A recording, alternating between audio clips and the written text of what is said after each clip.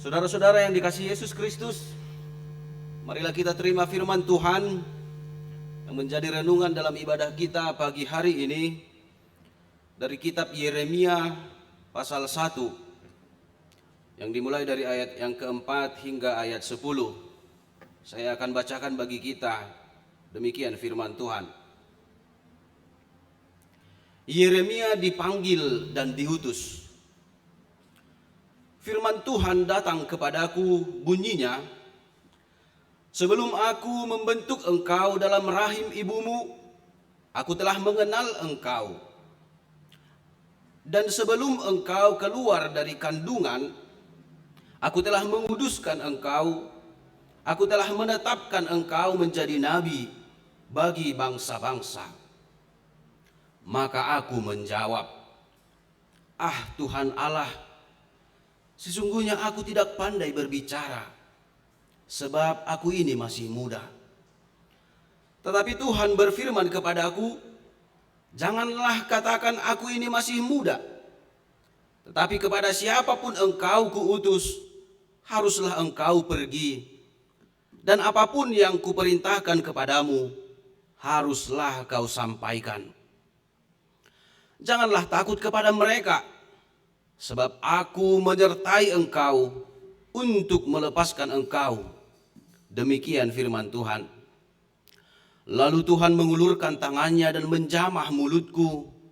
Tuhan berfirman kepadaku, sesungguhnya aku menaruh perkataan-perkataanku ke dalam mulutmu. Ketahuilah, pada hari ini aku mengangkat engkau atas bangsa-bangsa dan atas kerajaan-kerajaan, untuk mencabut dan merobohkan, untuk membinasakan dan meruntuhkan, untuk membangun dan menanam. Demikian firman Tuhan. Saudara-saudara, Bapak Ibu yang dikasihi Yesus Kristus, ada sebuah buku yang ditulis oleh Eric Ries berjudul Finding the Fulfilling Your Unique Purpose in Life. Dalam buku ini dia menyatakan bahwa Allah tidak pernah menjadikan atau menciptakan apapun tanpa suatu tujuan tertentu, tanpa suatu maksud tertentu. Jadi segala sesuatu yang diciptakan Tuhan, segala sesuatu yang dibuat oleh Tuhan, pasti memiliki tujuan pembuatan atau tujuan penciptaan.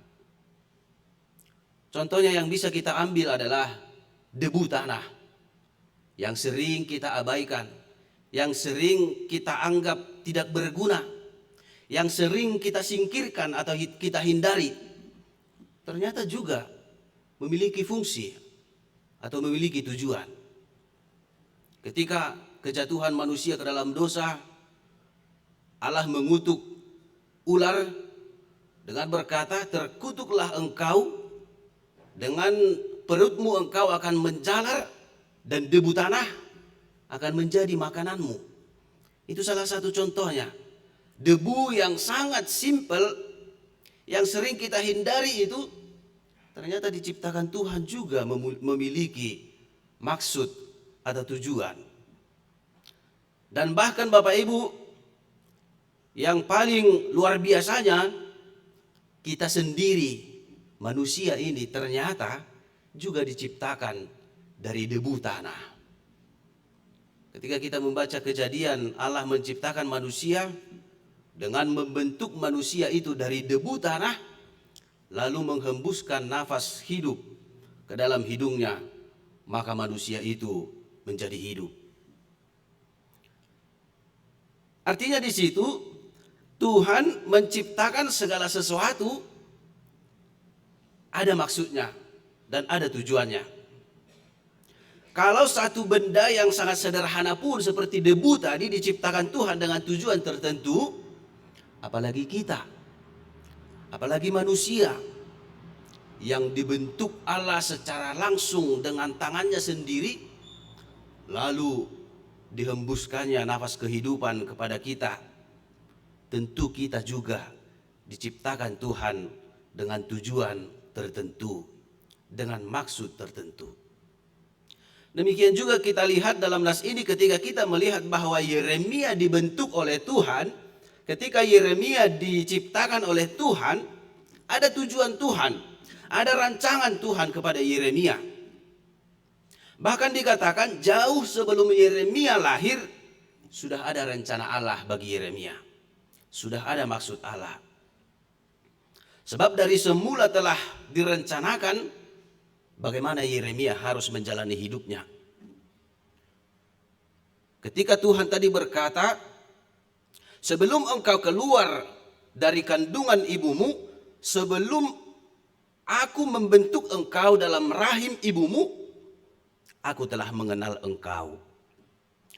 Artinya pemilihan Allah terhadap Yeremia bukan secara tiba-tiba, bukan secara kebetulan, tetapi sudah direncanakan oleh Allah dengan sangat matang. Dan ada rencana Allah bagi kehidupan Yeremia. Apa itu? Yeremia dirancang untuk menjadi seorang nabi di tengah-tengah bangsa Israel. Dan ketika Yeremia dipilih atau ditentukan menjadi seorang nabi, sesungguhnya kita ketahui bahwa rencana ini adalah rencana yang sangat besar, rencana yang luar biasa, rencana yang sangat agung karena menyangkut kerajaan Allah. Karena menyangkut kerajaan Allah. Yeremia dicipta, dibentuk dalam rangka kerajaan Allah. Oleh karena itu Bapak Ibu yang dikasihi Yesus Kristus, bukan hanya Yeremia yang dibentuk atau diciptakan Allah dengan maksud yang mulia, tetapi kita juga, setiap orang yang percaya kepadanya, pasti diciptakan Tuhan dengan maksud dan tujuan tertentu. Tetapi bagaimana kita mengenal diri kita, mengenal tujuan Allah yang ada dalam hidup kita, sehingga kita bisa menjalankan hidup ini sesuai dengan tujuan Tuhan. Kita mungkin sering berpikir dalam hidup kita, mengapa saya harus lahir ke dunia ini? Mengapa saya harus lahir di Indonesia ini, bukan di Amerika? Mengapa saya lahir di keluarga yang seperti ini, bukan di keluarga mereka yang di sana? Mengapa saya harus menjalani pendidikan seperti ini dan harus memperoleh pekerjaan seperti ini? Dan mengapa saya harus menikah kepada orang seperti ini? Dan masih banyak lagi pertanyaan-pertanyaan mengapa yang kita tidak bisa jawab. Tetapi yang pasti, yang harus kita ketahui dalam hidup kita, dimanapun kita lahir, dimanapun kita menjalani hidup kita, dan apapun yang telah kita jalani, apapun pekerjaan yang kita telah capai, dan bagaimanapun keluarga kita saat ini, siapapun yang menjadi istri atau suami kita, siapapun yang menjadi orang tua kita, Tuhan ada maksud tertentu di dalamnya. Hanya bagaimana kita mengetahui, merespon panggilan Tuhan itu, sehingga apapun perjalanan hidup kita, apapun pekerjaan kita lakukan dengan sebaik-baiknya. Kemanapun Tuhan menitipkan kita, apapun tugas yang diberikan Allah kepada kita dapat mengerjakannya, melakukannya dalam rangka kerajaan Allah untuk kemuliaan Tuhan, dan kita melakukannya dengan sesungguh-sungguhnya. Bapak Ibu yang dikasihi Yesus Kristus, setelah kita melihat tadi pemanggilan Allah terhadap Abraham, bagaimana respon Yeremia? Terhadap Yeremia, bukan kepada Abraham. Bagaimana respon Yeremia terhadap panggilan atau rencana Allah itu? Kalau kita baca di ayat 6, Yeremia berkata, Tuhan Allah, sesungguhnya aku tidak pandai berbicara, sebab aku ini masih muda. Artinya Yeremia menolak panggilan Allah dengan alasan dia masih muda. Memang kalau kita pelajari tradisi orang-orang Yahudi pada saat itu, laki-laki yang berusia di bawah 20 tahun belum bisa berbicara atau belum didengarkan orang ketika berbicara di depan umum, apalagi menjadi seorang nabi. Biasanya harus berusia di atas 30 tahun dan setidaknya pernah mengikuti pelajaran teolog atau belajar tentang firman Allah secara khusus dari nabi-nabi atau imam-imam yang ada di bait Allah. Sementara Yeremia tidak pernah mengikuti pelajaran seperti itu. Dan usianya juga bisa kita katakan masih di bawah 20 tahun sebenarnya ketika Allah memanggil dia atau menetapkan, memilih dia menjadi seorang nabi. Selain itu kita juga dapat memahami bahwa tugas panggilan yang diberikan Allah kepada Yeremia bukan sebuah tugas yang ringan, tetapi tugas yang sangat berat. Di mana konteks bangsa Israel ketika itu mereka tidak lagi memiliki moral. Mereka tidak lagi takut kepada Allah. Tetapi mereka telah mengabaikan Allah, mengabaikan Tuhan. Ketika mereka menghadapi ancaman dari bangsa lain, mereka bukan berserah kepada Tuhan, tetapi berserah kepada kerajaan yang lain, misalnya Mesir yang memiliki tentara cukup banyak dan mereka anggap itu bisa menyelamatkan mereka. Saudara-saudara, sama seperti Yeremia, ketika Tuhan menyatakan rencananya kepada kita, ketika Tuhan memanggil kita untuk menjadi pewarta firman-Nya melalui setiap pekerjaan kita, mungkin juga respon kita sama dengan Yeremia, menolak. Tuhan, saya ini adalah orang berdosa. Saya ini bukan seorang rohaniawan. Keluarga saya adalah keluarga yang berantakan. Keluarga yang tidak beres, keluarga yang hancur. Orang tua saya adalah orang tua pemarah. Tuhan, saya ini pemalu dan tidak pandai berbicara. Saya juga terlalu muda bagi orang-orang yang muda atau orang yang sudah tua. Saya sudah terlanjur tua. Tidak ada lagi kesempatan, biarlah yang muda. Lalu siapa lagi? Kalau yang muda mengatakan saya masih muda, sedangkan orang yang sudah tua mengatakan saya sudah terlalu tua, biarlah yang muda. Siapa lagi yang akan dipanggil atau diutus Tuhan untuk menyatakan kerajaannya?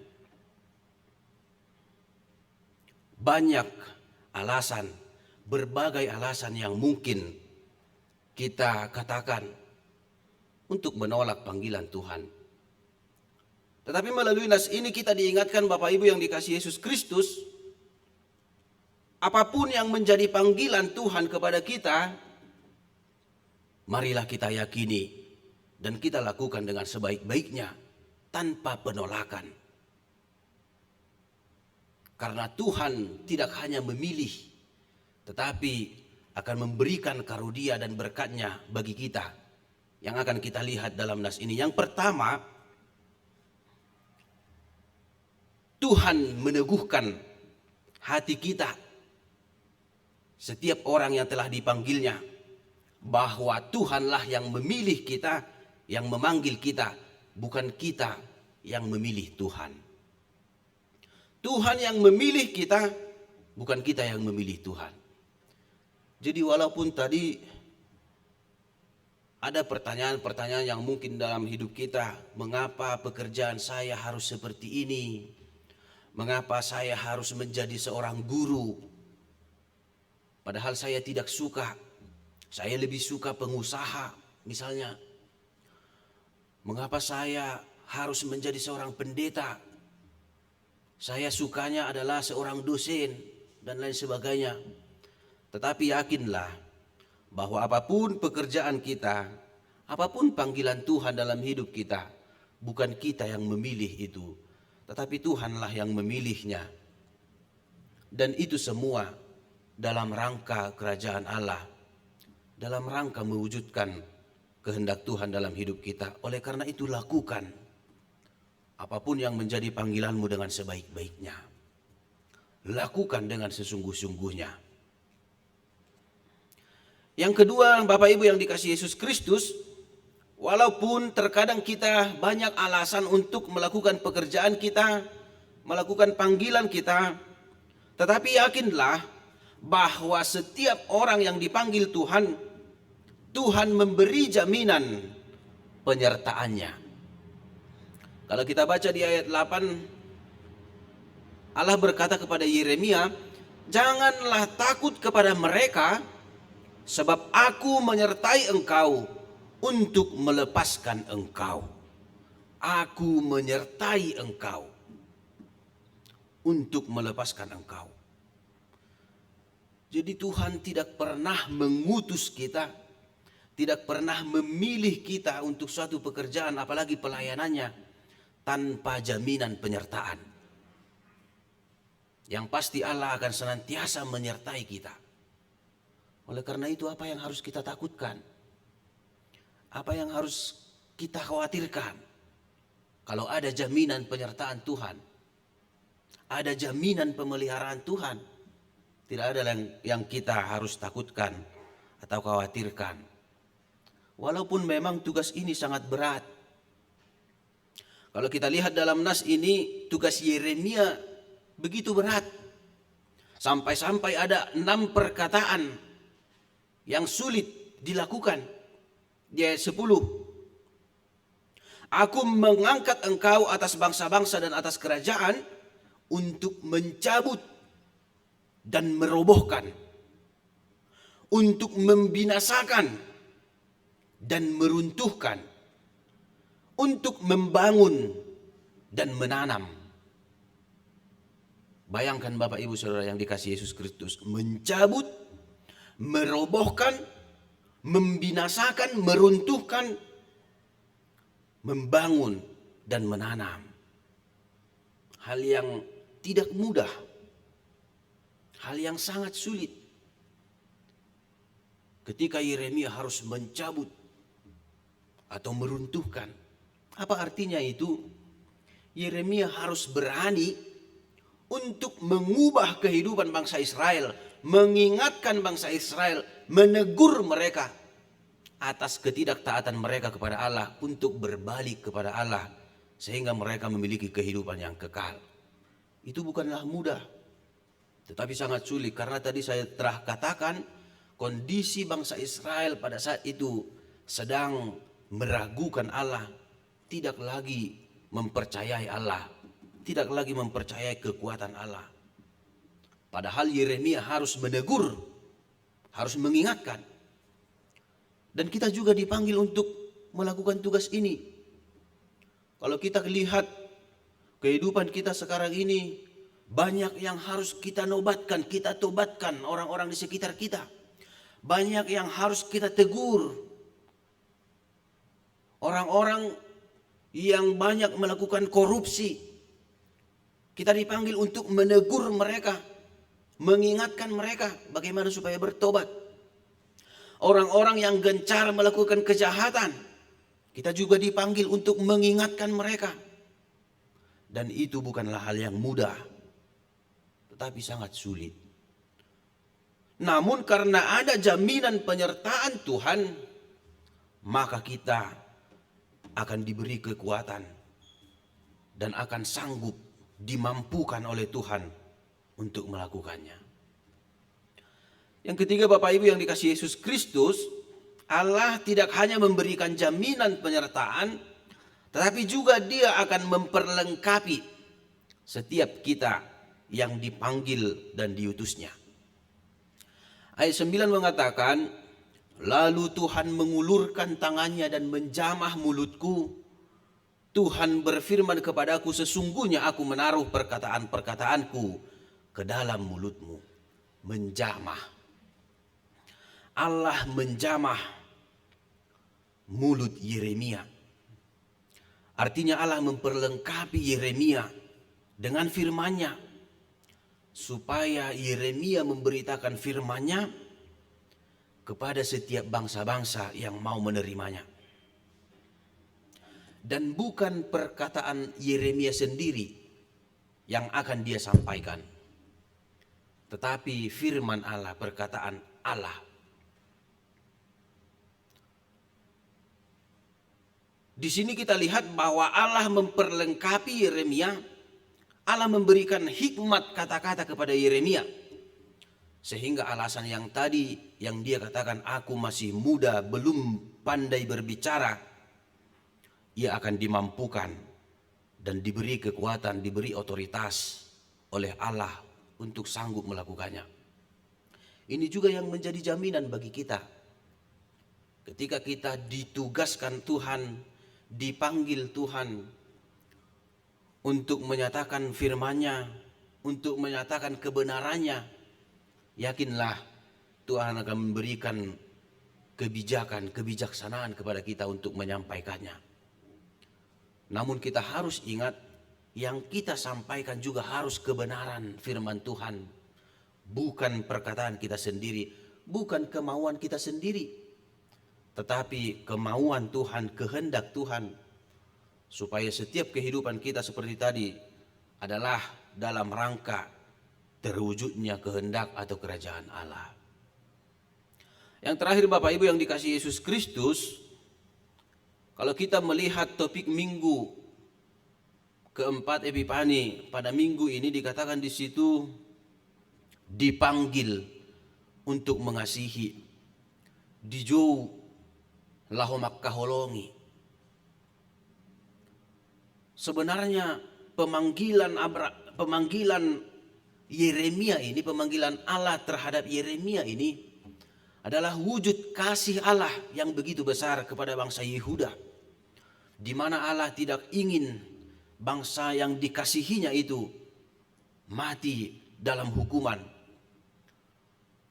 tetapi supaya beroleh kehidupan, supaya beroleh keselamatan. Itulah wujud daripada kasih Allah. Oleh karena itu, ketika kita dipanggil Tuhan juga dipilih untuk melakukan setiap pekerjaan kita, itu juga dalam rangka mewujudkan kasih Allah. Oleh karena itu, marilah kita lakukan dengan sebaik-baiknya.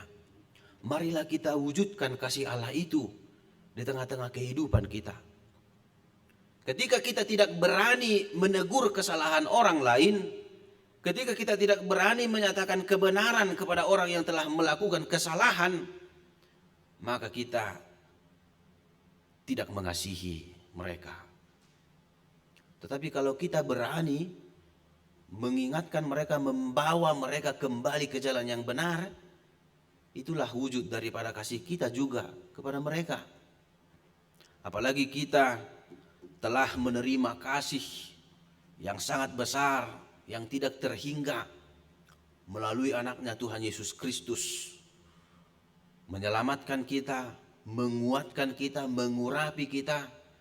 Dia juga mencurahkan Roh Kudus-Nya kepada kita. Tidak ada lagi alasan untuk kita menolak panggilan Tuhan, untuk menolak memberitakan kasih Tuhan. Tetapi wujudkanlah itu, lakukanlah itu, nyatakanlah kasih Tuhan dalam hidupmu, dalam kehidupan kita, supaya Allah semakin dimuliakan dan kita beroleh keselamatan, dan orang lain juga yang belum mengenal Tuhan dapat semakin mengenalnya dan mereka beroleh keselamatan daripadanya. Amin. Marilah kita berdoa. Bapa di surga, terima kasih Tuhan, Engkau telah menyinari hati dan pikiran kami melalui firman-Mu yang kudus yang telah kami dengarkan pada hari ini, hari yang Engkau kuduskan bagi kami. Melalui pemanggilan-Mu terhadap Yeremia menjadi seorang nabi di tengah-tengah bangsa Yehuda, untuk menyatakan kebenaran Tuhan, sebagai wujud kasih Tuhan kepada bangsa Yehuda. Engkau juga mengingatkan kami Tuhan, sama seperti Yeremia, Engkau memanggil kami, Engkau memilih kami, bahkan Engkau membentuk kami sejak dalam kandungan untuk mewujudkan rancangan Tuhan dalam hidup kami. Oleh karena itu Tuhan, yakinkan kami melalui firman-Mu bahwa Engkau akan senantiasa menyertai kami, dan Engkau juga akan memperlengkapi kami untuk melakukan pengutusan atau pemanggilan yang Engkau sampaikan kepada kami. Kami juga Tuhan terpanggil untuk mewujudkan kasih Tuhan di tengah-tengah dunia ini. Dalam setiap pekerjaan kami, setiap kehidupan kami, biarlah kami melakukannya dalam rangka mengasihi dan menunjukkan kasih yang daripada Tuhan terhadap sesama kami, sehingga setiap orang yang ada di sekitar kami, di lingkungan kami, beroleh sukacita, kasih, dan keselamatan yang daripada Tuhan. Kami sering takut dalam menjalani panggilan Tuhan terhadap kami melalui setiap pekerjaan kami, dan mungkin saja kami sering menolak panggilan Tuhan dengan berbagai alasan. Tetapi melalui firman-Mu Tuhan, kami diyakinkan bahwa Tuhan memilih kami dan memperlengkapi, menyediakan setiap yang kami butuhkan, asal kami mau melakukannya. Oleh karena itu Tuhan, pakailah hidup kami untuk melayani Tuhan dengan melayani sesama kami. Bapa di surga, kami serahkan kehidupan kami hanya ke dalam tangan-Mu, dan juga setiap jemaat-Mu dimanapun mereka berada. Biarlah Tuhan menyertai mereka, memberkati setiap pekerjaan mereka, menguatkan mereka Tuhan, khususnya yang sedang mengalami penderitaan oleh karena sakit, penyakit, dan berbagai pergumulan hidup. Tuhan yang menguatkan mereka, menghibur mereka, sehingga mereka juga merasakan kasih yang daripada Tuhan.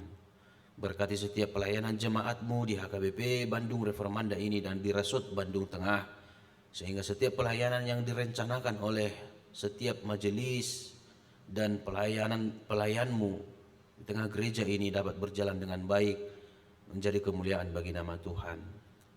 Hapuskan segala dosa dan kesalahan kami, dalam Kristus Yesus kami berdoa. Amin.